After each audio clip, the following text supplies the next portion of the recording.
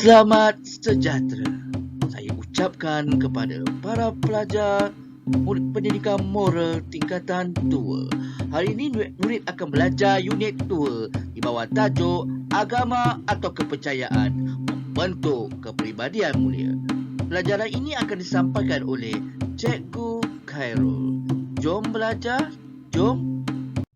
Baiklah murid-murid, cikgu akan menyentuh tentang ciri-ciri individu ada pegangan agama atau kepercayaan.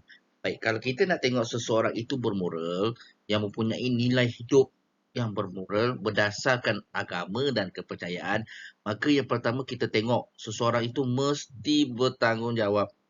Baik, sebagai murid datang ke sekolah nak tahu murid ni ada kepercayaan agama ataupun tidak, murid mesti bertanggungjawab terhadap tugas yang diberikan. Contohnya sekarang, cikgu anda memberikan anda latihan kerja sekolah. Cikgu anda suruh bersihkan kelas. Cikgu anda suruh anda tidak ponting kelas. Maknanya, kalau anda mengikuti segala arahan dan amanah yang diberikan, anda akan buat apa yang disuruh. Misalnya kerja rumah, mesti siap. Sentiasa jaga kebersihan. Tidak melakukan provokasi ataupun menyebabkan pergaduhan antara rakan. Baik, selain itu, orang yang mempunyai agama dia mesti cakap benar. Bercakap benar ni maksudnya tak bohong. Okey? Saya tak tipu. Contohnya, kalau you ponting kelas, kalau you melakukan kesalahan, kalau you bercakap kasar dengan guru marah, orang lain tanya, awak mengaku akan kesalahan itu. Itu orang yang mempunyai agama. Sekarang ni ada orang ada agama tapi dia tak ikut. Itu bukan masalah masalah agama. Itu adalah masalah sikap yang suka menipu. Dia tak ikut pegangan agama dia. Baik, yang ketiga, mempunyai harga diri. Tak kiralah orang lelaki ataupun orang perempuan. Dua jantina itu saja. Tak ada tiga, tak ada empat. Apa tiga dan empat? Tiga yang empat tu apa? LGBT. LGBT ni suka lelaki dan suka spesies. Suka sama spesies. Jadi, orang yang mempunyai harga diri ni, dia akan sentiasa jaga nama baik dia. Dia akan sentiasa menjaga kehormatan diri dia. Saya ingatkan murid-murid perempuan, anda jangan sekali melakukan aktiviti yang boleh menjejaskan nama baik dan diri dan keluarga. Baik, seterusnya, anda perlu bersabar. Anda kena sabar. Okay? Sabar ini adalah kunci daripada sesebuah kejayaan. Contoh, anda belajar, anda nak dapatkan skor yang baik. Anda kena berusaha. Walaupun pada awalnya ujian 1 pertengahan tahun anda tidak mendapat keputusan yang menarik, tetapi percayalah, dengan sikap usaha bersungguh-sungguh, sabar, anda akan menanti kejayaan. Anda menghadapi masalah dengan keluarga, anda menghadapi masalah dengan jiran, anda menghadapi masalah dengan rakan-rakan, anda kena sabar. Jangan tunjukkan rasa tidak puas hati pada orang lain. Sabar. Yang seterusnya, pemaaf. Pemaaf ni adalah sesuatu perkara yang agak sukar untuk dilakukan. Mana tidaknya, orang lain buat salah, orang lain bully awak, orang lain tendang awak, kemudian dia minta maaf. Dia minta maaf. Sedangkan anda ni rasa geram, rasa dendam. Okey? Baik, orang yang mempunyai pegangan agama, dia sentiasa memaafkan orang. Baik, kenapa kita nak kena maafkan orang? Apabila kita maafkan orang, hati kita menjadi tenang. Bila hati kita menjadi tenang, kita akan rasa selesa. Kita akan rasa hati kita berlapang dada untuk melakukan sesuatu perkara. Kita tak hiraukan orang lain. Kita tak mengingat kenangan lalu, kenangan silam. Ya? Jadi kita kena ada sifat pemaaf jika ada orang lain melakukan kesalahan kepada kita. Dan yang terakhir sekali, mesti bersyukur. Bersyukur ni adalah sikap berterima kasih terhadap sesuatu pemberian. Tidak kiralah kepada ibu bapa anda, kepada guru-guru anda, rakan-rakan anda harus bersyukur. Kerana anda dihidupkan di dunia ini. Kalau anda tak hidup, anda tak kenal apa itu manusia, apa itu alam sekitar. Anda tidak akan kenal. Yang menjadikan anda hidup, siapa yang bagi anda hidup? Sekarang anda bernyawa. Tuhan bagi kita hidup. So kita kena amalkan ajaran agama masing-masing. Tuhan bagi kita bernyawa untuk kita melaksanakan kebaikan. Jadi kita kena buat kebaikan kepada semua orang. Orang lain membantu kita ketika kita susah. Jadi kita kena menghargai jasa pengorbanan orang yang pernah menolong kita, terutamanya ibu bapa kita. Baik, kita pergi kepada kesan jika tiada pegangan agama atau kepercayaan. Ini orang yang jahil agama. Okey, kalau awak tak ikut pegangan agama, apa yang akan berlaku? Yang pertama, hidup terombang-ambing. Cikgu, maksud hidup terombang-ambing ni apa? Hidup awak akan susah. Hidup awak tidak akan berkat. Okey, ibu dan ayah. Okey, awak pernah tengok tak masalah keluarga? Saya faham, saya tahu ada sebilangan daripada kita yang mempunyai masalah keluarga. Contohnya ibu dan ayah selalu bergaduh. Awak adalah mangsa keadaan. Okey, saya sangat terharu dan saya ucapkan takziah. Tetapi kita hendaklah bersabar sebagai seorang anak. Okey. Kesannya kalau kita tak ikut agama, hidup terombang-ambing, dalam masa kita akan menghadapi masalah family. Kita akan bergaduh antara keluarga kita. Okey. Dan kesan daripada itu, hidup kita tidak akan sejahtera. Contohnya kalau mak ayah bergaduh, mangsanya siapa? Kalau bukan anak. Okey, mangsanya ialah anak-anak. Okey. Anak-anak ni menjadi mangsa. Kalau anda mengalami mangsa keadaan, mintalah nasihat motivasi daripada pihak kaunselor di sekolah anda. Yang kedua, kesan dia ialah melakukan perkara yang ditegak agama. Ini yang kerap dipilih oleh orang yang bermasalah. Maksud cikgu, kalau awak ada masalah, mesti awak melakukan sesuatu perkara yang ditegah. Ditegah ni maksudnya tak boleh buat. Ditegah maksudnya tak boleh buat. Tapi awak buat juga. Awak melepaskan perasaan awak dengan melakukan perkara yang salah. Contoh, buli pelajar orang lain. Contoh, ikut kumpulan gangster. Contoh, peras ugut. Sebab awak nak lepaskan tekanan perasaan awak, masalah emosi awak disebabkan tekanan keluarga, awak lepaskan geram kepada orang lain. Itu salah. Sepatutnya kalau kita ada hadapi masalah, kita kena sabar. Okay? Bersabar, bertanggungjawab. Okay? Berfikir secara rasional dalam melakukan sesuatu. Yang ketiga, mencemarkan dan merosakkan alam sekitar. Perbuatan mencemarkan dan merosakkan apa? Alam sekitar. Ini adalah salah satu perkara yang tidak bertanggungjawab. Anda bakar sampah, tebang hutan. Okay, kebiasaannya oleh pihak-pihak yang berkepentingan. Tamak, okay? Mereka merosakkan alam sekitar. Jadi, ini adalah perbuatan yang salah. Yang keempat, berfikiran negatif. Ini masalah. Awak tak suka bergaul dengan kawan-kawan awak. Awak tak suka berkawan, bercakap dengan orang lain. Awak tengok orang tu, awak anggap orang tu semua masalah. Awak anggap orang tu jahat. Awak anggap orang tu ada niat tak baik terhadap diri anda. Kerana sikap tak percaya kepada agama dan kepercayaan. Okey, kemudian selalu berasa tertekan. Yes. Anda akan rasa tertekan, stres belajar. Tak faham, kawan-kawan lain faham. Okay, awak berfikiran negatif. Bila rasa tertekan, tu yang awak melakukan perkara yang ditegah. Contohnya mengambil alkohol. Ambil alkohol, bawa kereta, bawa motor, langgar orang sampai orang mati. Baik, itu perkara yang anda sendiri pilih. Sebab anda tidak boleh kawal perasaan anda, awak tak boleh kawal emosi anda. Anda tak boleh fikiran rasional. Itu kesan. Dan yang terakhir, orang yang tak ada agama ni, tak ikut kepercayaan mereka, akan mencetuskan perbalahan. Perbalahan maksudnya pergaduhan lah. Dan pertelingkahan. Okey, tak sependapat. Boleh menyebabkan pergaduhan antara anda dengan kawan-kawan anda. Antara anda dengan cikgu. Biasa cikgu dengar murid tak hormat cikgu. Murid kurang ajar dengan cikgu. Itu biasa. Dan paling biasa cikgu dengar, anak-anak bergaduh dengan mak ayah. Tak hormati mak ayah. Biasa cikgu dengar. Tapi luar biasa kalau kita dah tahu itu tak boleh buat, awak buat juga. Itu luar biasa yang dinamakan sebagai kurang ajar. Jadi cikgu nak kamu jangan kurang ajar. Amalkan ajaran agama kamu atau kepercayaan kamu agar kamu sentiasa buat sesuatu perkara yang baik. Seterusnya, kalau kita dah amalkan ajaran agama, kita kena tahu apa kepentingannya. Kepentingannya kita amalkan ajaran agama. Kebaikan, manfaat. Apa yang awak dapat? Yang pertama, meningkatkan penghayatan. Saya katakan sekali lagi, meningkatkan penghayatan manusia terhadap nilai-nilai murni. Awak akan diajar untuk menyemai sikap nilai-nilai murni, nilai-nilai yang baik dalam hidup anda. Contoh, sikap hormat menghormati. Awak akan respect orang. Sikap bertoleransi. Awak tidak pentingkan diri, awak tidak resis kepada orang lain, malah awak boleh bertoleransi dengan orang lain. Okey? Itu contohnya. Awak akan sentiasa bertanggungjawab. Awak tahu itu tugas awak. Awak akan buat. Jangan sesekali menipu. Kerana agama dan kepercayaan tak ajak kita menipu. Itu nilai murni yang baik. Bila awak selalu buat, awak akan rasa bahawa kurang kalau awak tak melakukan kebaikan. Yang kedua, membezakan amalan baik dan tidak baik. Amalan buruk. Of course lah, kalau you sudah ada agama, ponting sekolah, tak boleh. So, you jangan buat.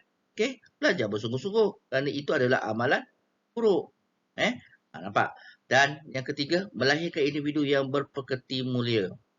Ni yang baik lah, yang sangat baik. Baik. Orang tak minta tolong, awak dah tolong. Cikgu datang bawa buku banyak, awak tolong angkat buku. Kemudian masa nak balik sekolah, awak nampak nenek tua sedang melintas jalan. Bawa barang tak kuat. Awak lintas, bawa nenek tu, angkat barang, sambil pandu nenek tu melintas jalan raya. Itu sikap pekerti mulia. Yang keempat, meningkatkan disiplin. Disiplin awak akan menjadi baik dan imej diri awak akan kekal terpelihara. Kalau kita melakukan kebaikan, disiplin kita okey. Imej kita okey. Orang semua selut ataupun hormat kepada kita kerana bukan kerana kita ini melakukan perbuatan yang baik, tetapi sikap kita yang sentiasa melakukan kebaikan tanpa mengharapkan balasan, disenangi, disukai dan ingin dirapati oleh seluruh masyarakat. Jadi secara tidak langsung disiplin kita akan meningkat, terjaga, imej diri kita, maruah diri kita akan terpelihara. Dan yang terakhir sekali ialah menjauhi perkara yang dilarang. Samalah macam saya cakap tadi, kalau kawan ajak isap rokok, jangan isap rokok. Kalau kawan ajak isap dadah, jangan isap dadah. Kalau kawan ajak ponting kelas, jangan ikut ponting kelas. Kali itu perbuatan yang salah, yang Tuhan tidak suka. Baik murid, ini adalah contoh perlakuan berlandaskan ajaran agama atau kepercayaan lah. Kalau orang Melayu nak pergi sekolah ke, nak pergi mana ke, kena salam tangan. Okay? Maksudnya, tanda hormat orang tua. Okay? Kalau kawan ada masalah, bantu. Okay? Kalau kita nak hidup tenang, hidup saling berbaik-baik. Walaupun ada kaum Melayu, Cina dan India serta kaum lain. Dan yang paling mustahak sekali di sekolah, awak mesti respect, check. Okay? Hormati. Kerana guru adalah orang yang mengajar anda. Jika anda kurang ajar dengan guru, maka pelajaran anda tidak berkat. Jika tidak berkat, awak tidak ingat apa cikgu ajar. Jika awak tidak ingat apa cikgu ajar, bila peperiksaan awak tidak boleh jawab. Bila awak tidak boleh jawab, awak akan gagal peperiksaan sehingga ke SPM. Sebab sikap tak bertanggungjawab anda akan memusnahkan diri anda. Bila anda tak lulus peperiksaan SPM, awak nak mohon jawatan yang bagus untuk gaji yang besar pun tak dapat. Jadi bila awak sudah tua kahwin, awak akan menampung keluarga awak dengan gaji yang sedikit. Itu adalah kesan daripada sikap kita yang sekarang ini tidak bertanggungjawab. Tak mahu mengamalkan ajaran agama atau kepercayaan. Baiklah murid-murid, mari kita bina latihan ya yang terdapat di dalam teks surat 7. Murid-murid, hari ini kita akan cuba menjawab soalan latihan penilaian surat A, surat 2. Baik, situasi di bawah menunjukkan perlakuan remaja yang tiada penghayatan agama. Dia dah bagi dah isu dia ialah orang yang tak ada agama. Siapa ni orangnya? Iaitu remaja watak lah. Atau kepercayaan dalam hidup. Baik, kat sini kita tengok dia buat apa. Remaja ni melepak. Okay? Melepak, tak ada buat apa-apa. Kemudian pakai baju sekolah. Ponting sekolah. Ponting sekolah. Jadi remaja ni ponting sekolah lah. Baik, kita terus jawab soalan nombor 1. Apakah perasaan anda? Gariskan perasaan anda. Okey, anda tuliskan di atas perkataan perasaan anda, iaitu K1. Cikgu, apa itu K1? K1 ialah kehendak soalan yang pertama. Kehendak soalan yang pertama. Jadi anda tuliskan K1. Okey. Apabila melihat gambar di atas. Gambar di atas ini ialah isu. Isu ni isu positif ke isu negatif? Kalau isu negatif ialah isu perbuatan yang tidak baik. Kalau isu yang positif ialah perbuatan yang baik. Jadi, ianya ialah isu negatif. Gariskan perkataan gambar di atas. Tengok gambar di atas. Ialah isu negatif. Okey. Sebelum tu awak tulis kat sini isu dia apa? Ponteng sekolah, melepak. Okey, melepak, ponteng sekolah. Okey. Mungkin awak boleh tulis kat sini menipu ibu bapa tak pergi sekolah. Baik. Kemudian mengapa? Gariskan perkataan mengapa. Ini adalah soalan yang kedua. So tuliskan kat sini kehendak K2. K2 maksudnya kehendak soalan yang ke. Baik, cara nak menjawab. Kita nyatakan perasaan. Perasaan kalau jumpa isu negatif, mesti perasaan yang tidak baik. Perasaan kalau jumpa isu positif, isu yang baik, mesti perasaan yang baik. Contohnya, bila suka, tenang, okay, bahagia. Baik, kalau perasaan jumpa isu negatif seperti dalam gambar ini, okay, anda tengok dalam gambar ini, maka anda rasa tak bahagia. Jadi, apakah jawapan dia? Anda boleh tulis sedih, tulis marah, anda boleh tulis kecewa dan sebagainya. Okey, kenapa? Soalan K2. Dia kata kenapa? Yang kerana remaja tersebut buang masa. Kerana remaja tersebut ponteng sekolah. Kerana remaja tersebut buatkan dirinya ketinggalan dalam pelajaran. Boleh apa sahaja yang tepat, logik kaitan isu remaja tersebut. Baik, kita tengok soalan nombor 2.